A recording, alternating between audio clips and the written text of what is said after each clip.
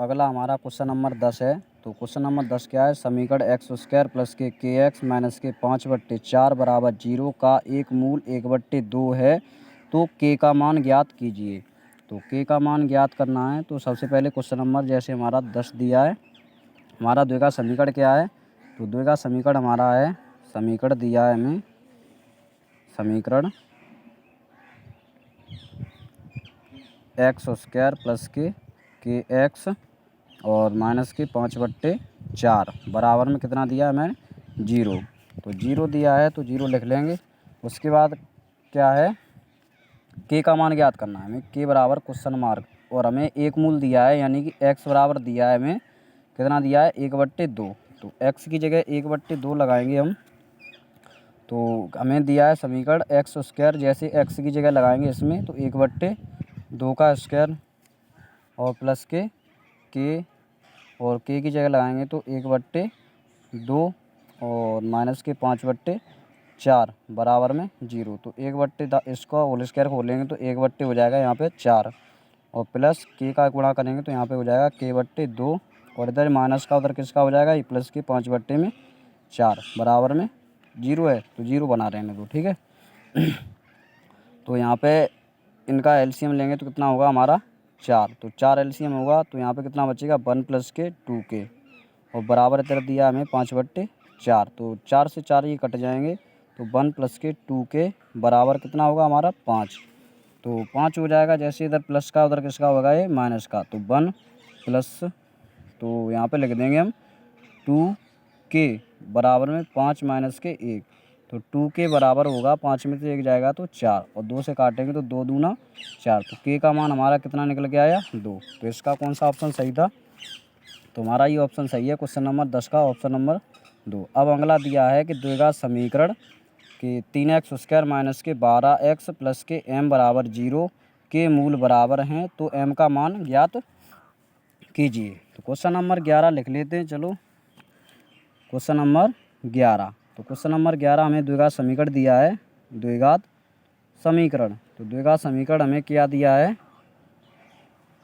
द्विघात समीकरण दिया है हमें 3x स्क्वायर प्लस के 12x माइनस प्लस के m बराबर में 0। यहाँ पे माइनस है, सॉरी यहाँ माइनस है, माइनस लगा लेना, ठीक है। तो मूल बराबर इसके दिए हैं हमें, तो पहले यहाँ पे तुलना कराएंगे ax स्क्वायर प्लस के bx प्लस के c बराबर 0 से तुलना कराएंगे तो a का मान मिलेगा यहाँ 3, b का मान मिलेगा -12, c का मान मिलेगा हमें m। तो मान मिल गए अब हमें, तो यहाँ पे पहले मूलों का योगफल निकालते हैं। अल्फ़ा प्लस के बीटा बराबर होता है माइनस के b/a। तो b का मान कितना दिया है हमें, माइनस है, माइनस के 12, और a का मान कितना दिया है हमें 3। तो यहाँ से माइनस माइनस हो जाएगा प्लस के 12, तो 12/3, तो 3 से काटेंगे 3 चौके 12, तो यहाँ मिलेगा 4। तो मान 4 निकल आया। अब इसके बाद दिया है हमें, अब उसके बाद अल्फ़ा इंटू बीटा निकालेंगे मूलों का गुणनफल। तो मूलों का गुणनफल क्या होता है, c/a।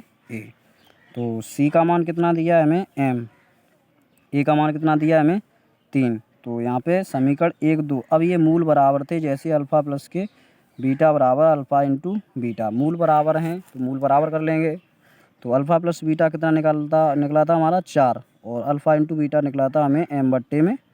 तो यहाँ से अब ये बट्टे वाली संख्या गुणा में आएगी, तो यहाँ पे होगा 4 × 3 बराबर में m, तो m बराबर 4 × 12, तो m का मान निकला हमारा 12। तो इसमें कौन सा ऑप्शन सही है हमारा 12, तो यहाँ पे ये वाला ऑप्शन सही था 12। अब क्वेश्चन नंबर हमारा है 12। क्वेश्चन नंबर 12 में क्या दिया है, समांतर श्रेणी 3, 1, -1, -3 ... के लिए समांतर सार्वंतर होगा, सार्वंतर पूछा है हमें। तो क्वेश्चन नंबर 12, तो देखते हैं क्वेश्चन नंबर 12। तो क्वेश्चन नंबर 12 में क्या था कि सार्वंतर पूछा है हमें। तो समांतर श्रेणी लिख लेंगे पहले। AP हमें दी है, कितनी दी है कि 3, 1, 3, 1, -1 और -3 ... सार्वंतर पूछा है D, यानी कि सार्वंतर। D क्या होता है हमारा, सार्वंतर, सार्वंतर। तो सार्वंतर निकालेंगे तो क्या करते हैं, दूसरे वाले पद में से पहला पद घटा देते हैं। तो यहाँ से सार्वंतर डी बराबर निकालेंगे तो 1 माइनस के 3, 1 में से 3 जाएगा तो कितना बचेगा माइनस के 2। तो हमारा ऑप्शन कौन सा सही था इसमें, माइनस के 2 ऑप्शन सही था, ये वाला ऑप्शन। अब अगला सवाल है क्वेश्चन नंबर 13 में क्या पूछा है। क्वेश्चन नंबर 13 है कि समांतर श्रेणी माइनस के 3 माइनस 1/2 2 का डॉट डॉट डॉट 11वां पद है। 11वां पद पूछा है कितना है, तो देखते हैं 11वां पद कितना होगा। क्वेश्चन नंबर 13, क्वेश्चन नंबर 13 में क्या दिया है हमें कि समांतर श्रेणी दी है AP पहले लिख लेते हैं कितनी दी है हमें। तो समांतर श्रेणी दी है हमें माइनस के 3 माइनस के 1/2 2 डॉट डॉट डॉट डॉट का 11वां पद 11वां पद क्या है, डॉट डॉट डॉट 11वां पद पूछा हमें कितना होगा। तो सबसे पहले क्या करते हैं, इसका पहला पद निकाल लेते हैं। ए बराबर कितना होगा माइनस के 3, डी बराबर निकाल लेते हैं कितना होगा माइनस के 1/2 और माइनस में से माइनस के 3। तो डी बराबर कितना होगा माइनस के 1/2 माइनस माइनस ये हो जाएगा प्लस, बट्टे मान लेंगे एक, एलसीएम लेके से सॉल्व कर लेते हैं। 2 एकन 2, एक बार जाएगा तो 1 एकन 1 प्लस यहाँ पे 1 का भाग 2 में करेंगे 2 बार 2 3 6, 6 में से 1 जाएगा कितना बचेगा 5/2। तो डी का मान निकला हमारा 5/2।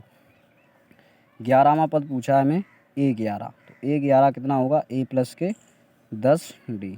तो यहाँ पे ए का मान कितना दिया है हमें माइनस के 3 प्लस के 10, डी का मान कितना दिया है 5/2।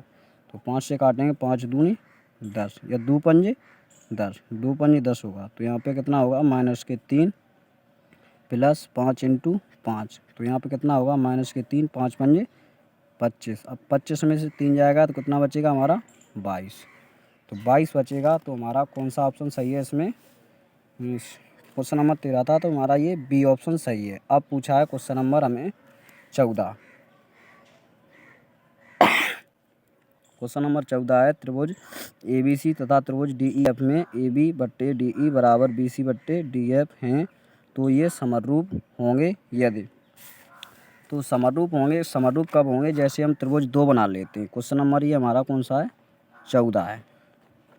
तो हमारा क्वेश्चन नंबर 14 है, देखते हैं। एक त्रिभुज ABC दिया है, A और एक B और एक C, और एक त्रिभुज दिया है हमें DEF। तो बना लेते हैं हम DEF। तो समरूप त्रिभुज क्या होते हैं, इनके संगत कोण बराबर होते हैं ये वाले, और इनकी संगत भुजाओं का अनुपात बराबर होता है।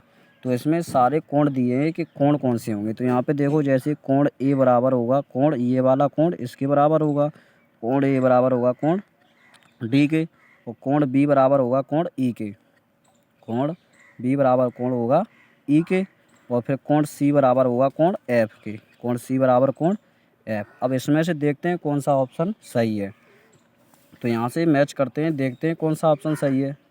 तो जैसे इसमें दिया है कोण B बराबर कोण E, कोण B बराबर E, तो ये पहला ही ऑप्शन सही था, कोण B बराबर कोण E। तो ये वाला ऑप्शन यहाँ पे सही है। तो कोण B बराबर कोण E, कोण B बराबर कोण E, ये वाला ऑप्शन सही था। अब क्वेश्चन नंबर 15 है। क्वेश्चन नंबर 15 में क्या पूछा है कि दो आकृतियाँ जिनके आकार समान परंतु माप भिन्न हैं तो वे होती हैं, तो वे कौन सी होती हैं, समरूप होते हैं। जैसे कोई ऐसे त्रिभुज है, जैसे कोई ऐसे वृत्त हो गया और ये वृत्त है, तो ये वृत्त है तो ये भी एक वृत्त है। कभी कोई यहाँ पे 3 सेंटीमीटर का बना लेता है, कभी 3 सेंटीमीटर का वृत्त खींच लेता है, कभी यहाँ पे 5 सेंटीमीटर खींच लेता है। तो कहने का मतलब इनकी मापें होंगी वो भिन्न भिन्न होंगी, मगर ये आकार में कैसे होते हैं, समान। तो ये कौन से होते हैं, समरूप। तो ये समरूप होते हैं। तो ये समरूप वाला ऑप्शन सही है। अब क्वेश्चन नंबर है 16, देखते हैं अगले